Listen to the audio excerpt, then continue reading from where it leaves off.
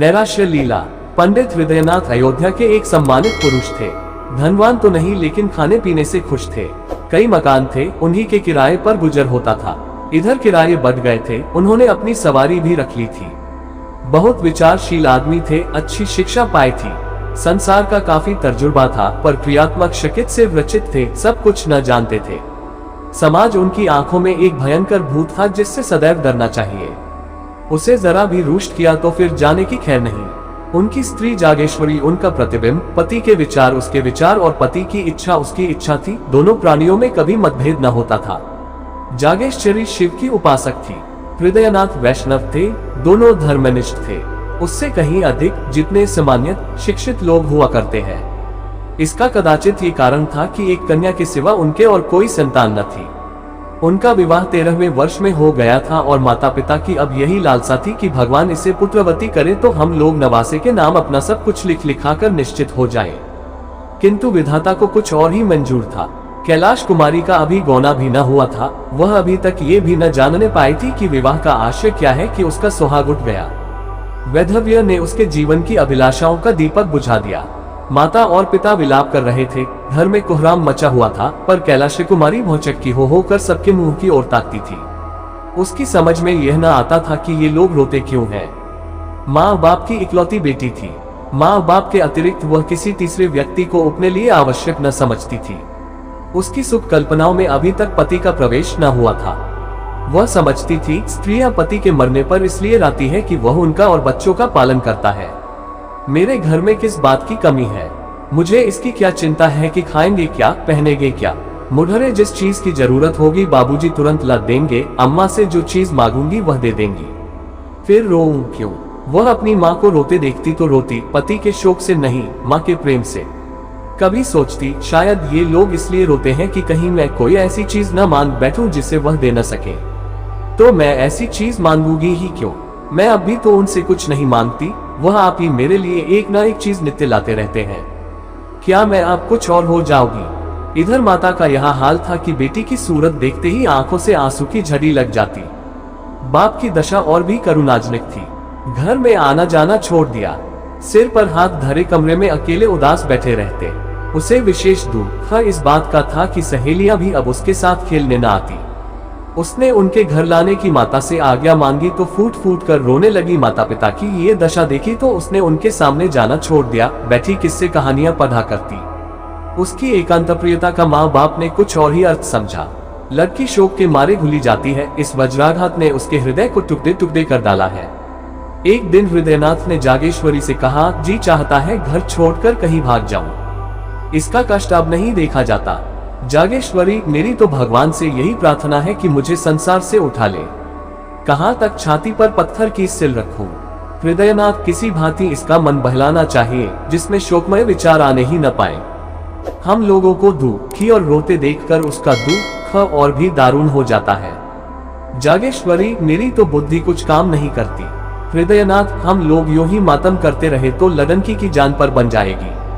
अब कभी कभी थिएटर दिखा दिया, कभी घर में गाना बजाना करा दिया, इन बातों से उसका दिल बहलता रहेगा। जागेश्वरी, मैं तो उसे देखते ही रो पती हूँ, लेकिन अब जबत करूंगी। तुम्हारा विचार बहुत अच्छा है, बिना दिल बहलाव के उसका शोक न दूर होगा। हृदयनाथ, मैं भी अब उससे दिल बहलाने वाली बातें किया करूंगा।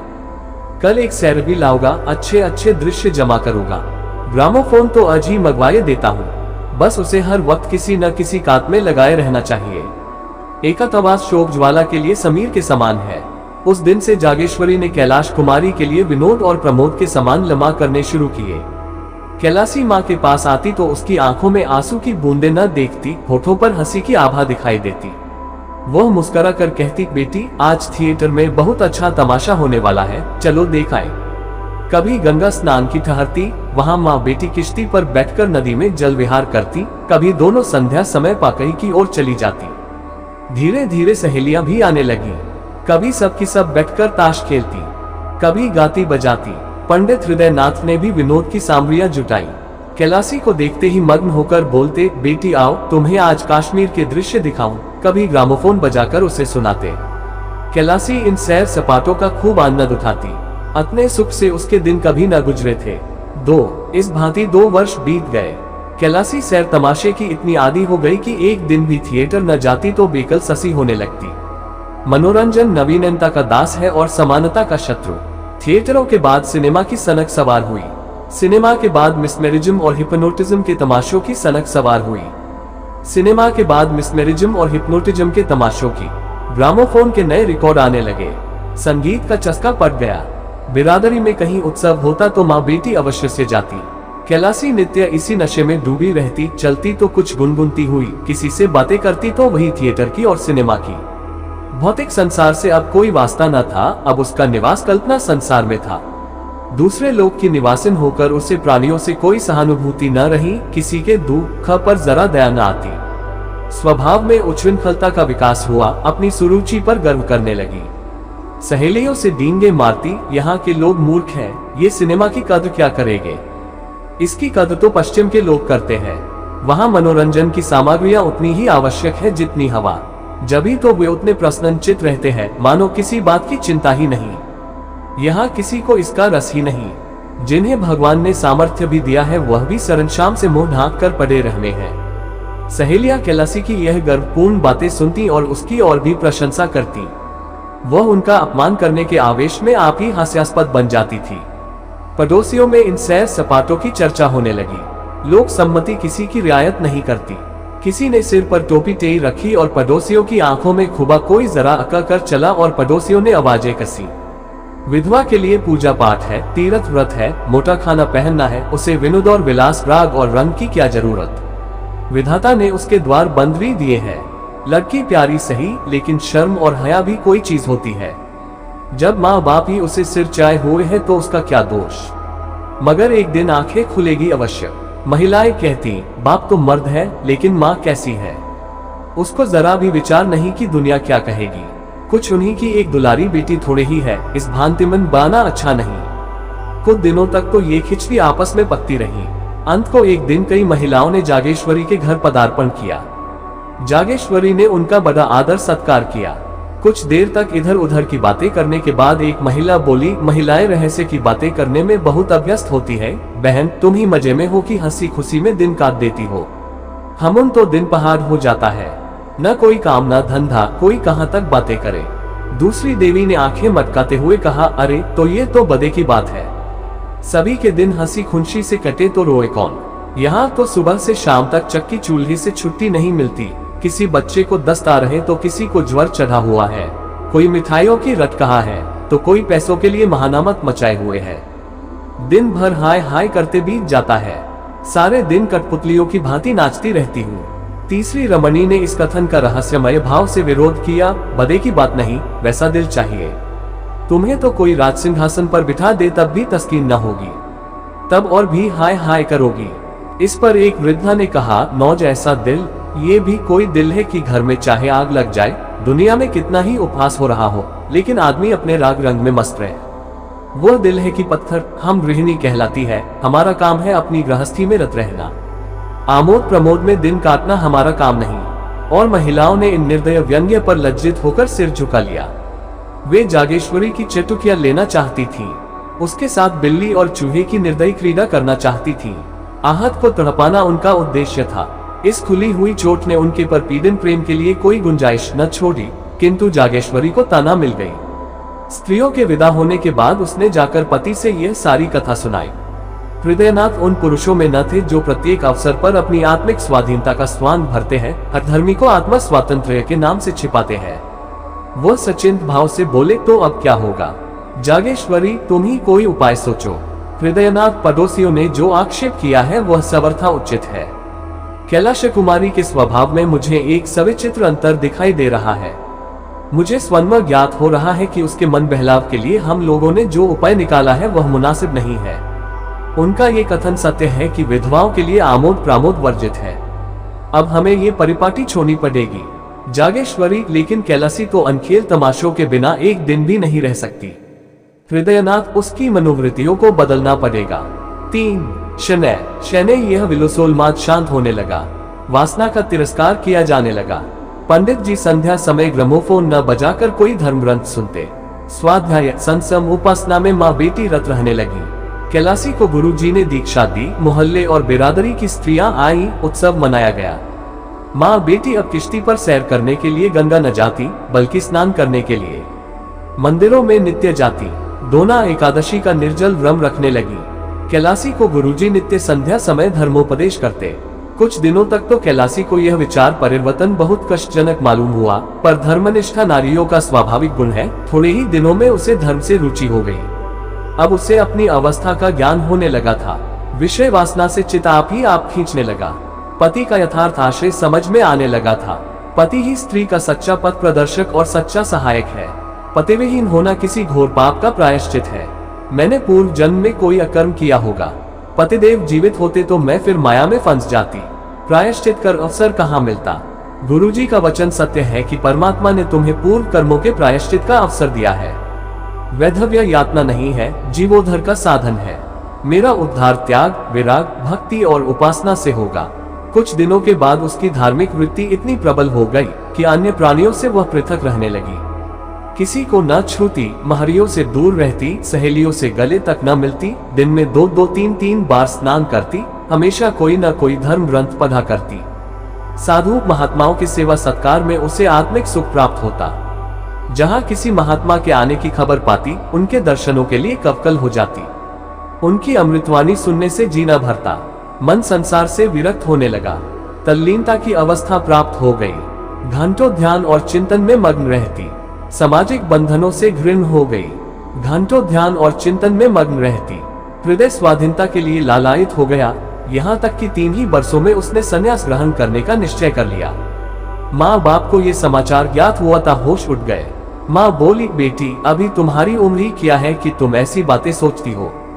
कैलाश कुमारी, माया मोह से जितनी जल्द निवृत्ति हो जाए उतना ही अच्छा। हृदयनाथ, क्या अपने घर में रहकर माया मोह से मुक्त नहीं हो सकती हो? माया मोह का स्थान मन है, घर नहीं। जागेश्वरी, कितनी बदनामी होगी। कैलाश कुमारी, अपने को भगवान के चरणों पर अर्पण कर चुकी तो बदनामी क्या चिंता। जागेश्वरी, बेटी तुम्हें ना हो, हमको तो है। हमें तो तुम्हारा ही सहारा है। तुमने जो संन्यास लिया तो हम किस आधार पर जिएंगे। कैलाश कुमारी, परमात्मा ही सबका आधार है। किसी दूसरे प्राणी का आश्रय लेना भूल है। दूसरे दिन ये बात मोहल्ले वालों के कानों में पहुंच गई। जब कोई अवस्था असाध्य हो जाती है तो हम उस पर व्यंग करने लगते हैं। ये तो होना ही था। नई बात क्या हुई, लड़कियों को इस तरह स्वच्छंद नहीं कर दिया जाता। फूले न समाते थे कि लड़की ने कुल का नाम उज्जवल कर दिया। पुराण पति है, उपनिषद और वेदांत का पाठ करती है, धार्मिक समस्याओं पर ऐसी ऐसी दलीलें करती है कि बड़े बड़े विद्वानों की जबान बंद हो जाती है, तो अब क्यों पछताते हैं। भद्र पुरुषों में कई दिनों तक यही आलोचना आती रही। लेकिन जैसे अपने बच्चे के दौते दौते धम से गिर पड़ने पर हम पहले क्रोध के आवेश में उसे जिकिया सुनाते हैं, इसके बाद गोद में बिठाकर आंसू पोंछते और फुसलाने का लगते हैं, उसी तरह इन भद्र पुरुषों ने यज्ञ के बाद इस बुद्धि के सुझाने का उपाय सोचना शुरू किया। कई सज्जन हृदयनाथ के पास आए और सिर झुकाकर बैठ गए। विषय का आरंभ कैसे हो। कई मिनट के बाद एक सज्जन ने कहा, सुना है डॉक्टर गौड़ का प्रस्ताव आज बहुमत से स्वीकृत हो गया। दूसरे महाशय बोले, ये लोग हिंदू धर्म का सर्वनाश करके छोड़ेंगे।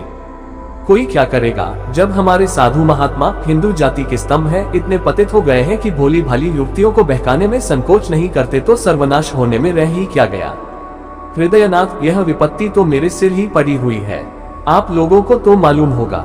पहले महाशय, आप ही के सिर क्यों, हम सभी के सिर पड़ी हुई है। दूसरों महाशय, समस्त जाति के सिर कहिए। हृदयनाथ, उद्धार का कोई उपाय सोचिए। पहले महाशय, अपने समझाया नहीं। हृदयनाथ समझा के हार गया, कुछ सुनती ही नहीं। तीसरे महाशय, पहले ही भूल हुई, उसे इस रास्ते पर उतरना ही नहीं चाहिए था। पहले महाशय, उस पर पछताने से क्या होगा, सिर पर जो पड़ी है उसका उपाय सोचना चाहिए।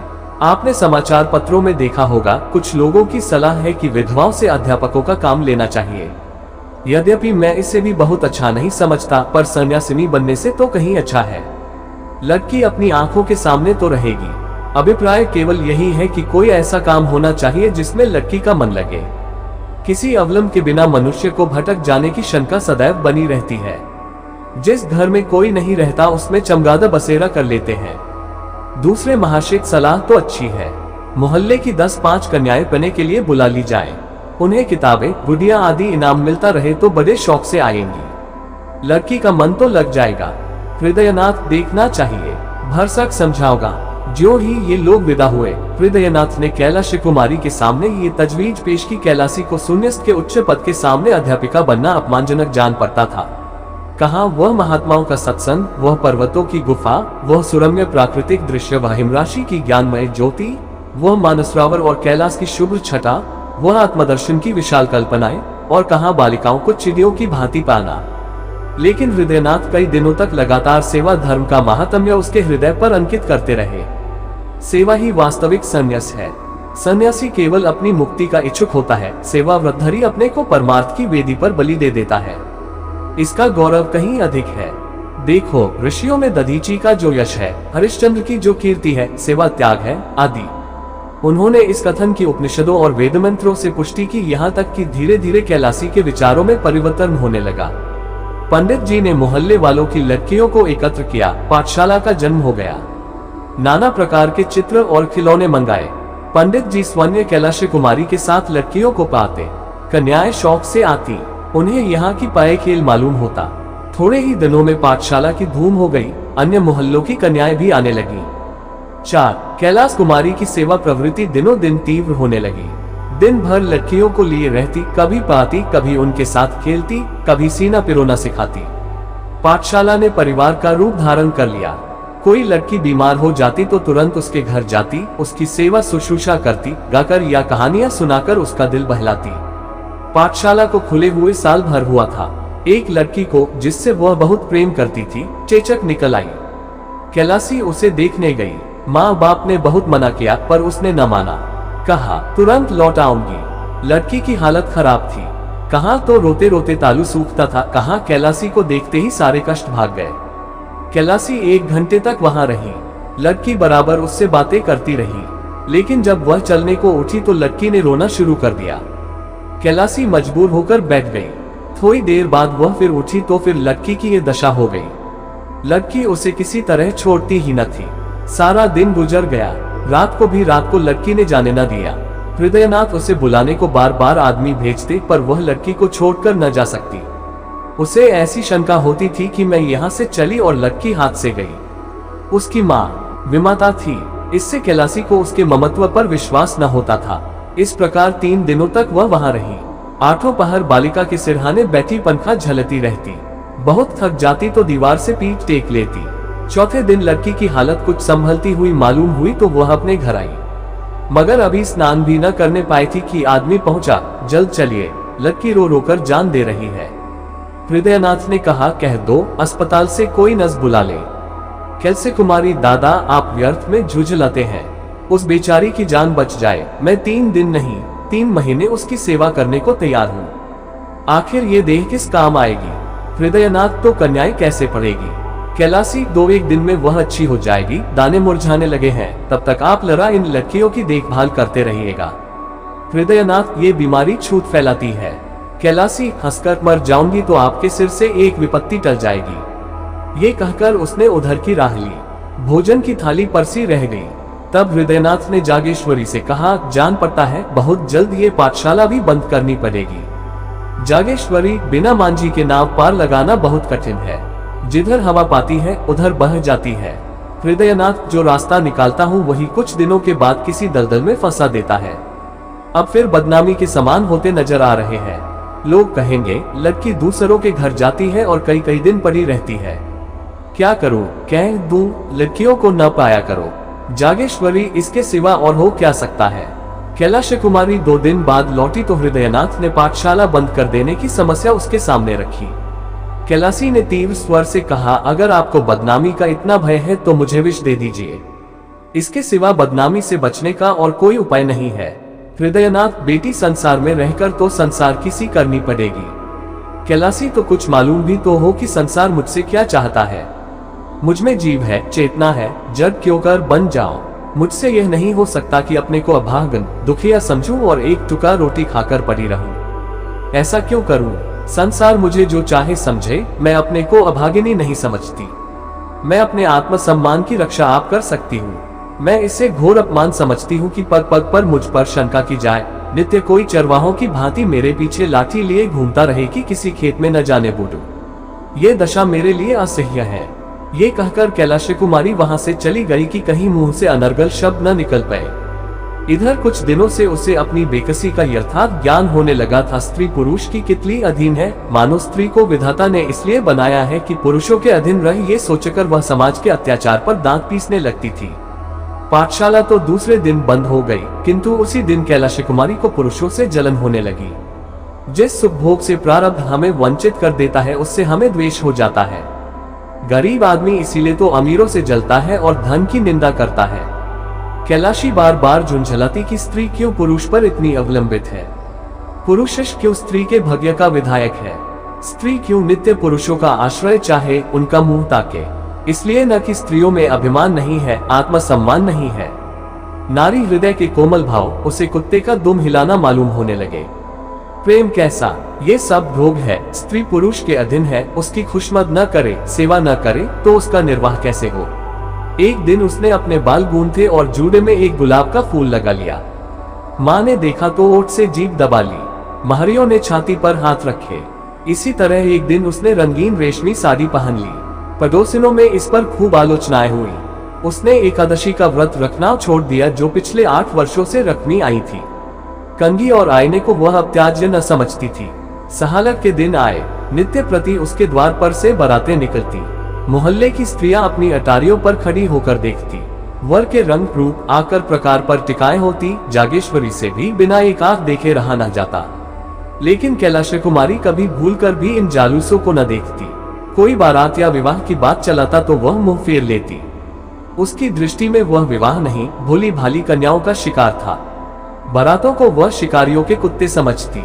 यह विवाह नहीं, बलिदान है। 5 तीज का व्रत आया। घरों की सफाई होने लगी। रमणीया इस व्रत को तैयारियां करने लगी। जागेश्वरी ने भी व्रत का सामान किया। नई नई साड़ियां मंगवाई। कैलाश कुमारी के ससुराल से इस अवसर पर कपड़े, मिठाइयां और खिलौने आया करते थे। अब की भी आए। यह विवाहिता स्त्रियों का व्रत है। इसका फल है पति का कल्याण। विधवाएं भी इस व्रत का यथेचित रीति से पालन करती है। इससे उनका संबंध शारीरिक नहीं वरन आध्यात्मिक होता है। उसका इस जीवन के साथ अंत नहीं होता, अनंत काल तक जीवित रहता है। कैलाश कुमारी अब तक ये व्रत रखती आई थी। अब उसने निश्चय किया, मैं व्रत न रखूंगी। माँ ने तो माथा ठोक लिया। बोली, बेटी, यह व्रत रखना धर्म है। कैलाश कुमारी पुरुष भी स्त्रियों के लिए कोई व्रत रखते हैं। जागेश्वरी मर्दों में इसकी प्रथा नहीं है। कैलाश कुमारी इसलिए न कि पुरुषों की जान उतनी प्यारी नहीं होती जितनी स्त्रियों को पुरुषों की जान। जागेश्वरी, स्त्रियां पुरुषों की बराबरी कैसे कर सकती हैं? उनका तो धर्म है अपने पुरुष की सेवा करना। कैलाश कुमारी, मैं अपना धर्म नहीं समझती। मेरे लिए अपनी आत्मा की रक्षा के सिवा और कोई धर्म नहीं। जागेश्वरी, बेटी गजब हो जाएगा, दुनिया क्या कहेगी। कैलाश कुमारी, फिर वही दुनिया। अपनी आत्मा के सिवा मुझे किसी का भय नहीं। हृदयनाथ ने जागेश्वरी से यह बातें सुनी तो चिंता सागर में डूब गए। इन बातों का क्या आश्चर्य। क्या आत्मसम्मान को भाव जागृत हुआ है या नैराश्य की क्रूर क्रीड़ा है? धनहीन प्राणी को जब कष्ट निवारण का कोई उपाय नहीं रह जाता तो वह लज्जा को त्याग देता है। निस्संदेह नैराश्य ने ये भीषण रूप धारण किया है।